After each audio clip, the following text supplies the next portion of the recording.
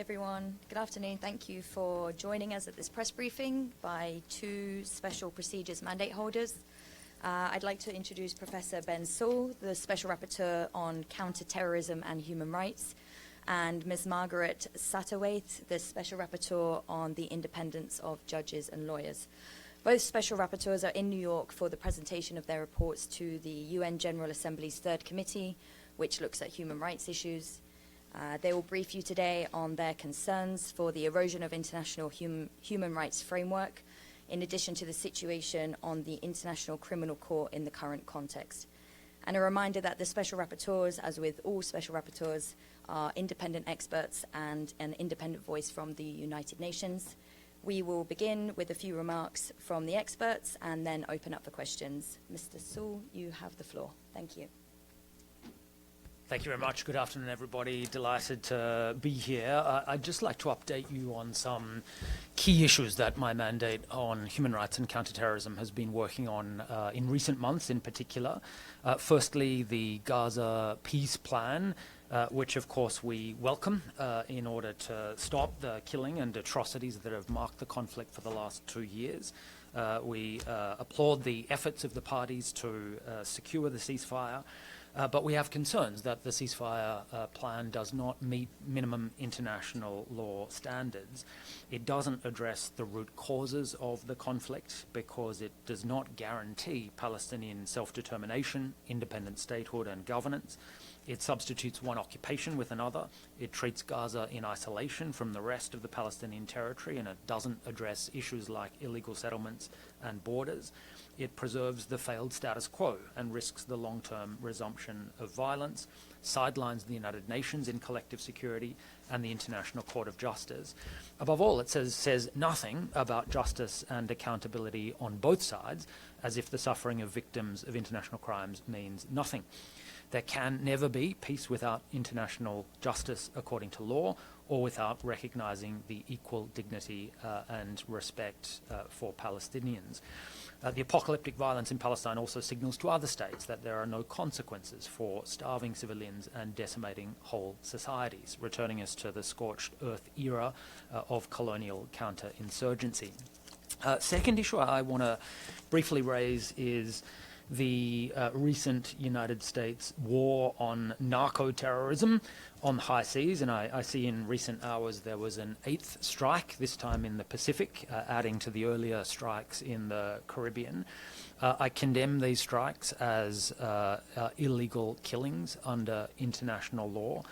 There is no authority in international law for using military force on the high seas to kill suspected drug traffickers. Narco gangs, cartels are not mounting an armed attack on the United States, which would allow it to use self-defense. These groups are not being sent to commit an armed attack by a foreign state, such as Venezuela. The United States is not in an armed conflict with these groups under humanitarian law, so there's no authority under that part of the law of war to target them either.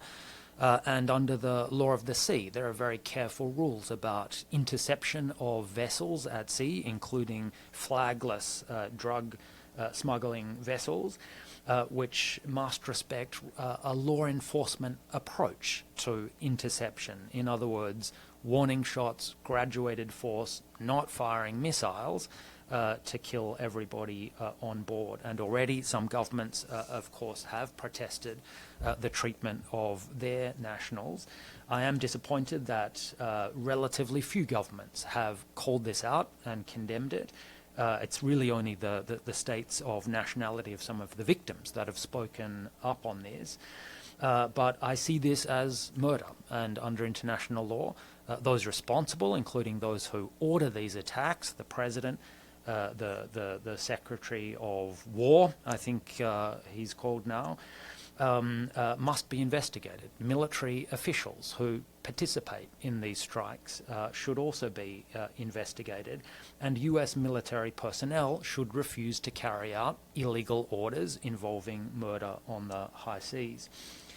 Thirdly, I am concerned about this broader trend of listing of drug cartels and gangs as so-called terrorist organizations. Under best practice international legal standards, terrorism is political violence. Organized crime, including drug trafficking, is crime for profit. There are separate legal frameworks under international law for dealing with them, including a 2000 United Nations Transnational Organized Crime Convention. That provides an appropriate framework for dealing with these groups.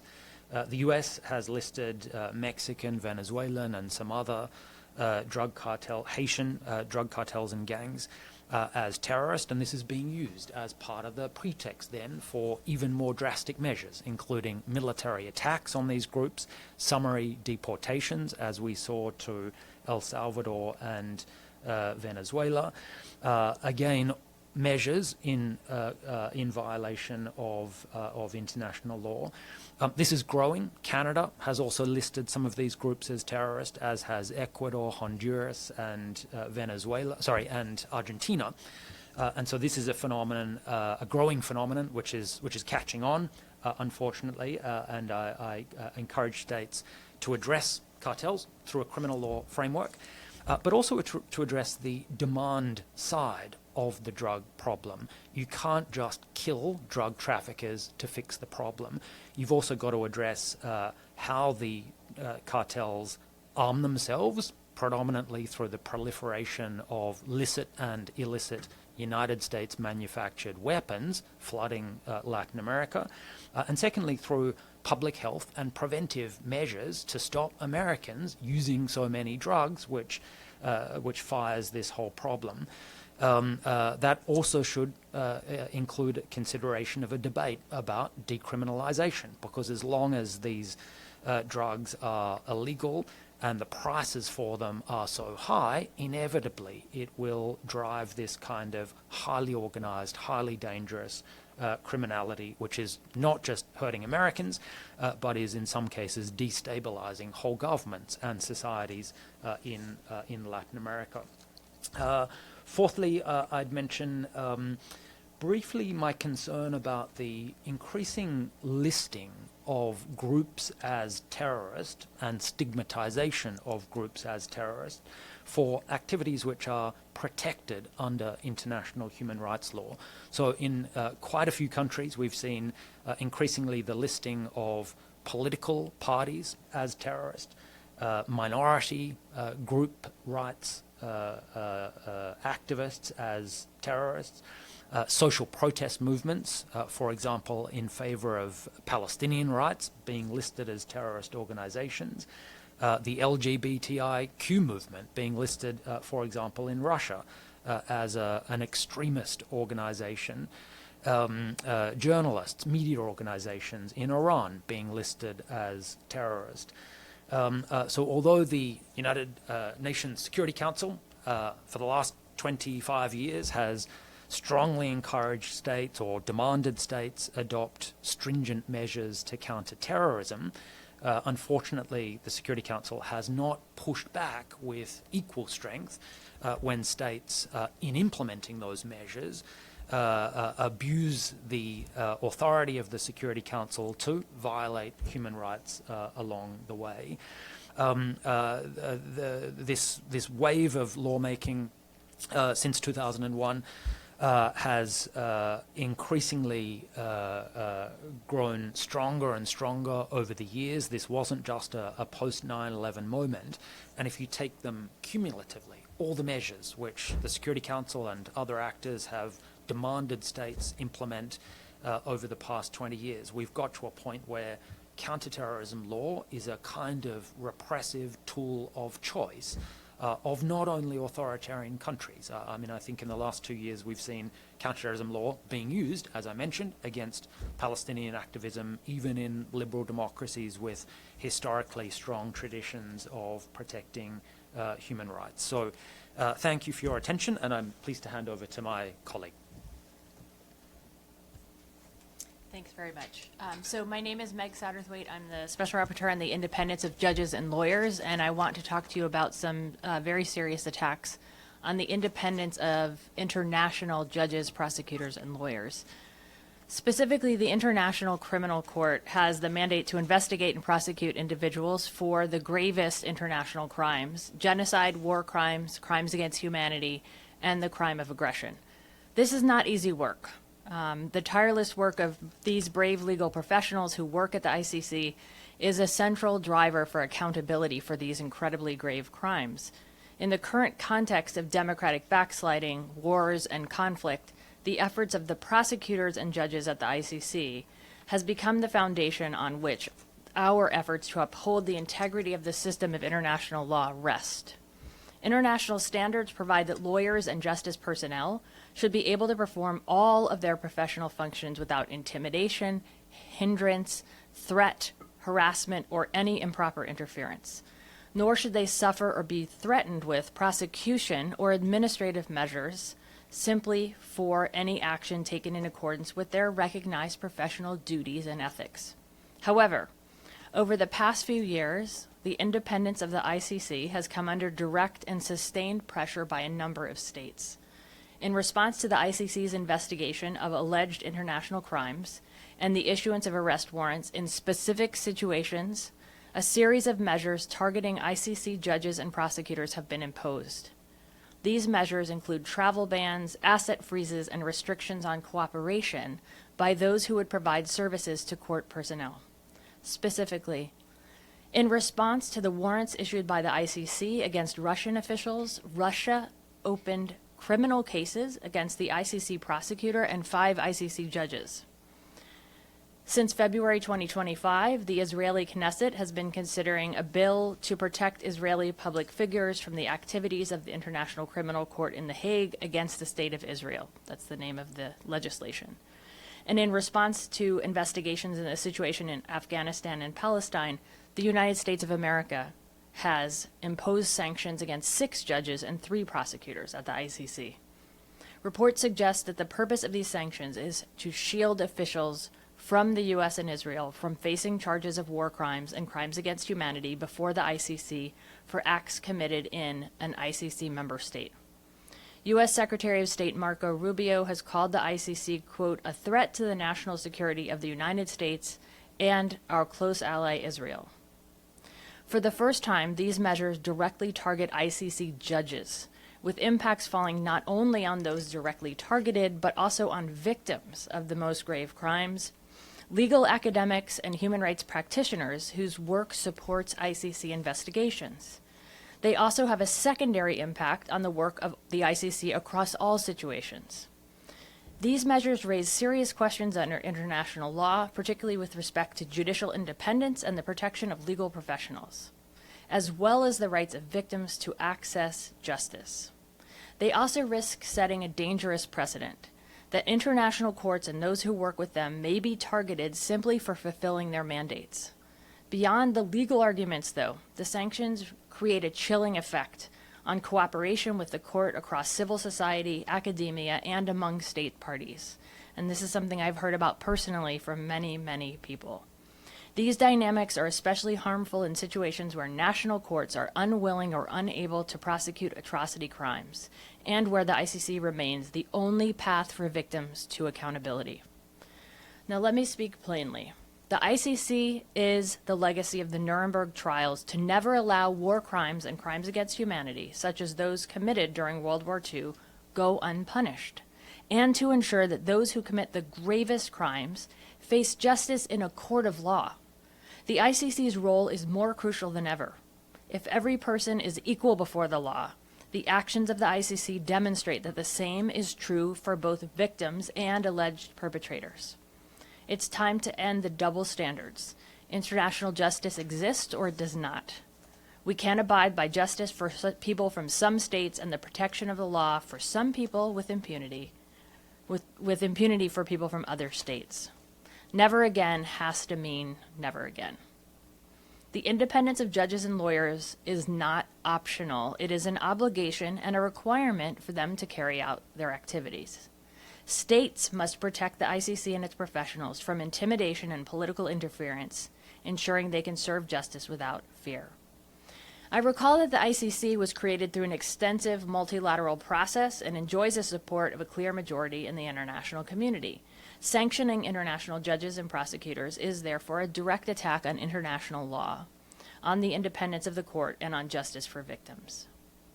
Threats against the ICC promote a culture of impunity, as well as permitting interference in the right to freedom of expression and the right of human rights defenders that are incompatible with international law. They degrade the idea that law, not politics or force, should prevail in the face of atrocity. I want to call on all states very clearly to respect the court's independence as a judicial institution and protect the independence and impartiality of all those who work there. I urge Russian prosecutors and judges to recognize that their fellow judges and prosecutors must not be targeted for carrying out their duties. I urge the government of Israel to reject legislative and other efforts to shield officials from investigation by the ICC. And I urge the U.S. government to uphold the rule of law and the independence of judges and prosecutors by rescinding their sanctions. I call upon all states parties to the ICC and all member states of the UN to observe and respect international standards as they relate to legal professionals working to bring accountability for the gravest international crimes. Before I conclude, I want to note that on 30 July 2025, the U.S. President signed another executive order in which it was imposing tariffs on Brazil. But this executive order cited the judicial actions of a Brazilian Supreme Court justice as a threat. I've received disturbing reports that further punitive actions have been taken against judicial personnel in Brazil and Costa Rica. This is unacceptable. I would like to remind all actors that in the event of any disagreement with a judicial decision, parties may appeal to higher courts or use judicial control mechanisms. These are the appropriate channels to follow. Publicly slandering and vilifying specific judges for rulings considered unfavorable, characterizing them as acting outside their legal powers, or publishing information about them and inciting attacks against them, or finding ways to attempt to cow them into submission through sanctions, asset freezing, and visa cancellation, is a direct attack on the independence of the judiciary and the judges who make up the judicial system. So again, I call on member states to defend the independence of judges and prosecutors working at both national and international level as a matter of great urgency. Thank you. Thank you very much to our experts, and we'll now go to the room for any questions. Please go ahead.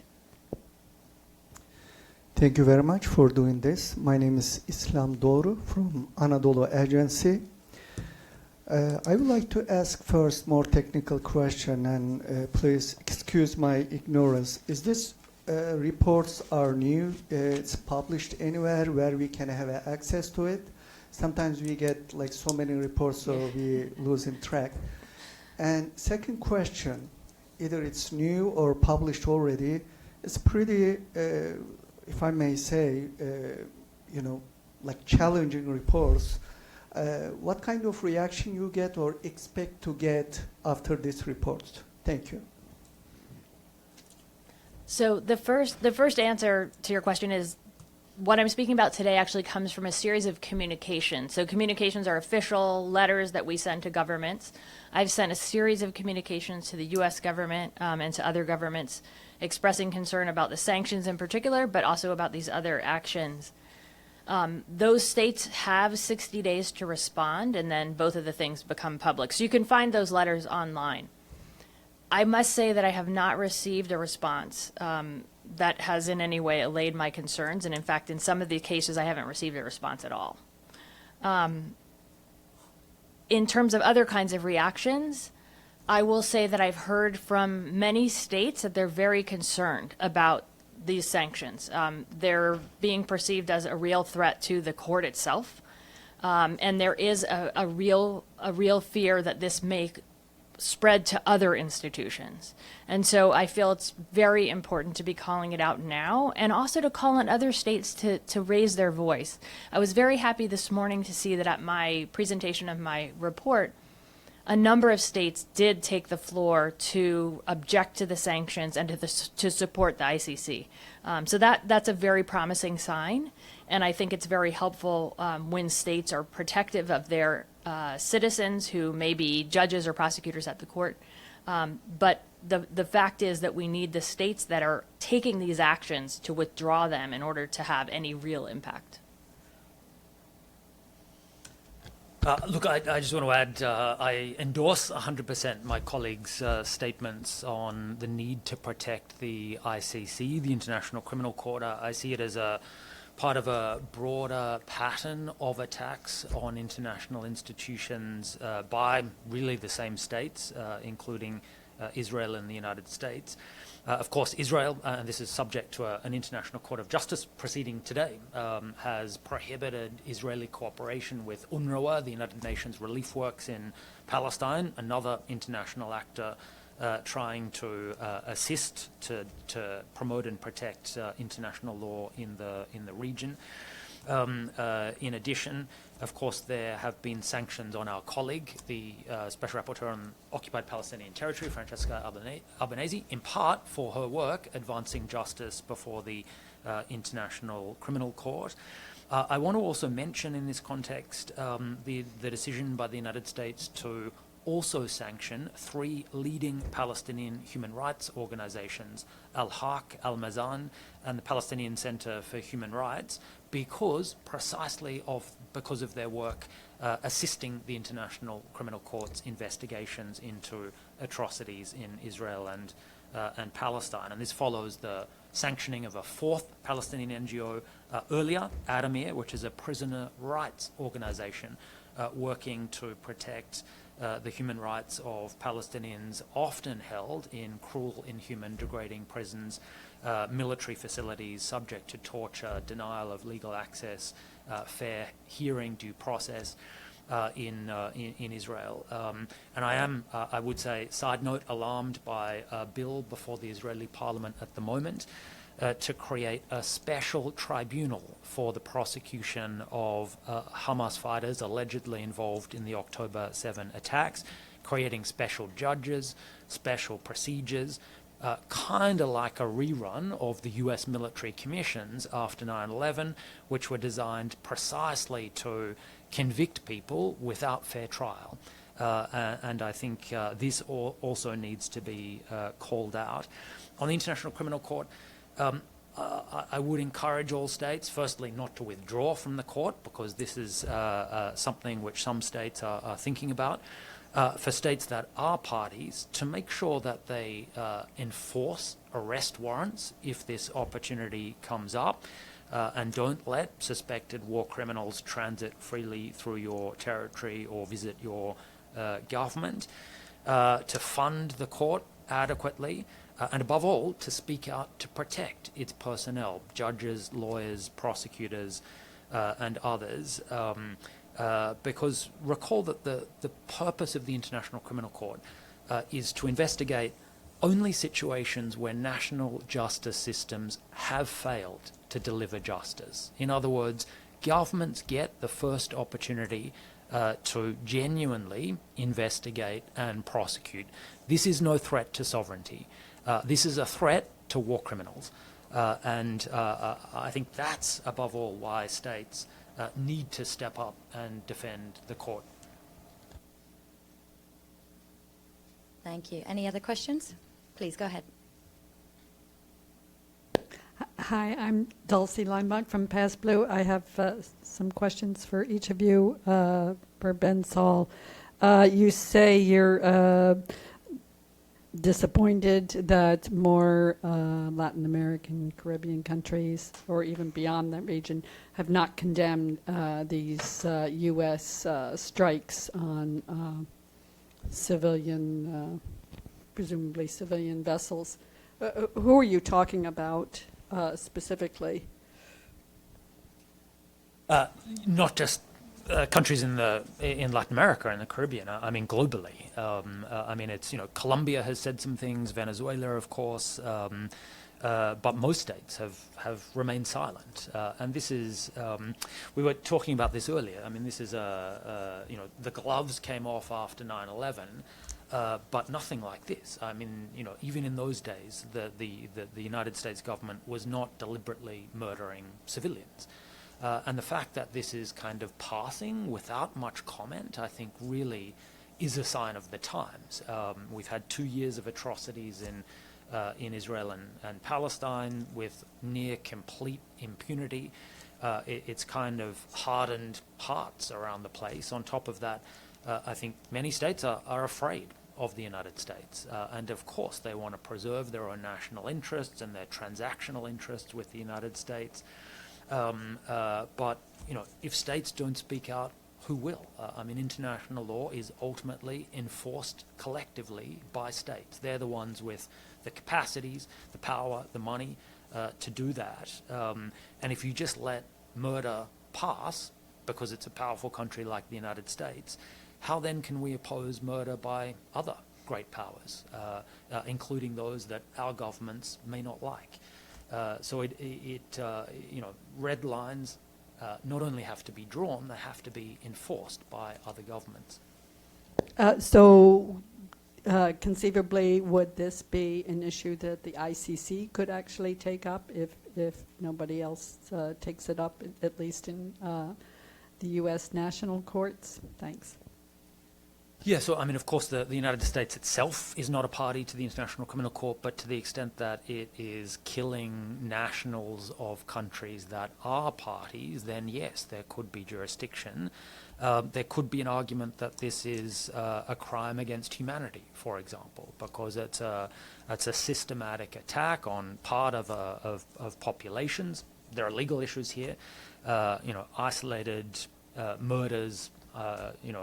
Occasional killings are not crimes before the International Criminal Court, but once you start committing 8 and counting strikes, murdering over 30 people, and you've announced this as a state policy, I think you're approaching International Criminal Court territory.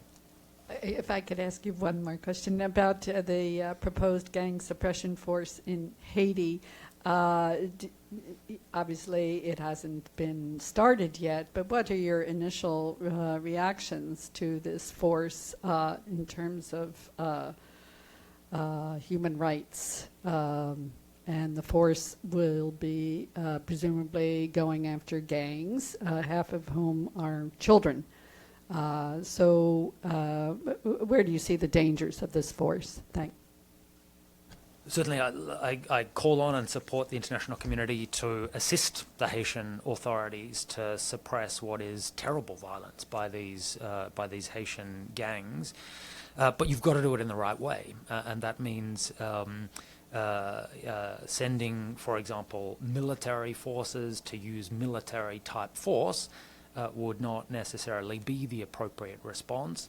You need a kind of robust law enforcement response, which uses graduated force, arrest, detention, criminal process. It has to be with the consent of the Haitian authorities. But the risk in these kinds of operations is if you send in the wrong kind of forces with the wrong kind of rules of engagement, that's absolutely a recipe for illegal killings.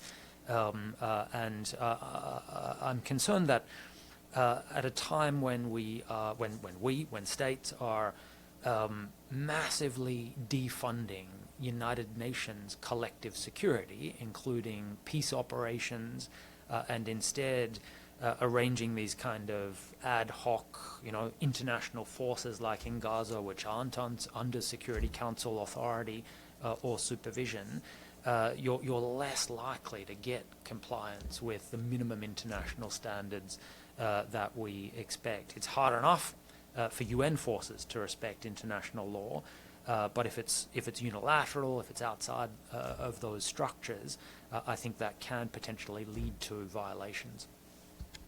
Can I ask Margaret? Regarding the ICC and sanctions, when it first happened that the U.S. was sanctioning numerous judges, there were lots of stories saying that this could really be the end of the ICC, just in terms of basic functioning, keeping the lights on, for example. What have you seen the effects so far? Thanks. Yeah, I mean, I think that is a real concern, but I do think that the court has found ways to continue to function, thankfully. And I want to underscore that it is actually brave work to continue working under these circumstances. And here I would point to the secondary effects of U.S. sanctions.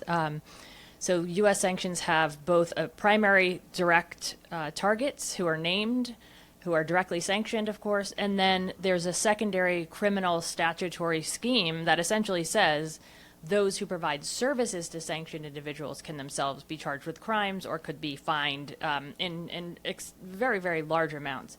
So this has a really incredible kind of cascading chilling effect, not only on additional staff within the court, but then on, as we've already said, human rights organizations, human rights defenders, victims, academics, et cetera. So what I guess I have seen is that chilling effect very, very, very much in effect and being sadly quite effective. At the same time, the court continues its work, and I think this is where we need to see states speaking out very clearly, and also, as my colleague said, speaking with their pocketbooks and making sure the court has all of the resources that it needs. Are there any other questions in the room? If not, we will go online. I have one question from RTE, from journalist Yvonne, who says she has a simple question, one that people often ask her. Well, she wants an answer from both experts. What can ordinary citizens do at this time when the international human rights architecture is being eroded? Yeah, I mean, firstly, don't get discouraged, even though it's so easy to do that in a time like this when traditional supporters of international law are deserting it, not only deserting it, but actively destroying it. I do think people power does make a difference, and we've seen that in so many countries over the last 2 years where governments who have not spoken out against violations of international law have essentially been forced to change course because popular opinion on the streets has pushed them to do something. In my own country, Australia, Australia recently recognized Palestine as a state. I mean, Australia was one of the first countries to recognize Israel within 6 weeks of its establishment in 1948. And then, 70 years later, finally gets around to recognizing Palestine. And one of the reasons for that was a short time before that announcement, something like 100,000 Australians walked across the Sydney Harbour Bridge and sent this incredibly powerful signal to the government that actually a lot of people care about this. And I think this kind of example is mirrored in so many countries around the world. You know, lots of countries, almost every country except the United States, stopped sending weapons to Israel, in part because of citizen campaigning through the courts, on the streets, in the media, to say enough is enough. It's not okay to be complicit in war crimes or crimes against humanity. Thanks so much for this question. I think it's really important, and of course I agree with my colleague entirely on that answer. I will say that from the perspective of my mandate, it's really a time to speak out in support of the rule of law. So it's an abstract thing for many people, but when we see it being dismantled, I think we start to recognize its importance. Judges, for example, have a duty of reserve. They can't speak out in the press normally. They speak through their decisions. It's time to come to their aid and to come to their defense. It's very popular right now for populist governments, for strong leader type of executives to attack independent justice operators all around the world. And I think it's time for us to come to their defense. That means bar associations need to be standing up for judges. It means that bar associations should be really showing solidarity to each other across borders. And I can say here in the U.S., we've already seen bar associations coming out. A couple months ago, there was a demonstration just of lawyers where we all retook our professional oath to uphold the rule of law. And I've seen that in many, many countries. And I have a lot of hope when I see that kind of action. We've got to stand up before we lose the rule of law. And for those people who are in contexts where judges, lawyers, community justice workers are already being attacked, we can learn a lot of lessons by looking down that road. So I think it's a fantastic question, and it really is the moment of kind of really people power, not just states anymore. It's got to be people coming out onto the street, upholding human rights and saying, we believe in the equality of everyone, and we're going to uphold that standard. Thank you. I don't have any more questions online, so with that, I will thank both of our special rapporteurs, and thank you for coming, and we'll close the briefing.